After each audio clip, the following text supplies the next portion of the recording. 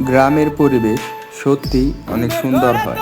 এই যে কৃষক জমিতে কাজ করছে, ধান কেটে ধান মাড়াই করতেছে ফসল ঘরে তোলার জন্য, সোনালী ফসল।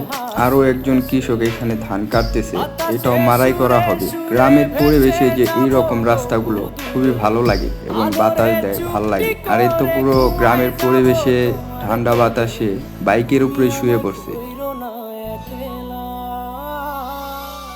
গ্রামে গেলে এরকম কিছু কিছু জায়গা আছে যেখানে যাওয়ার পর মনটা অটোমেটিকই ভালো হয়ে যায়।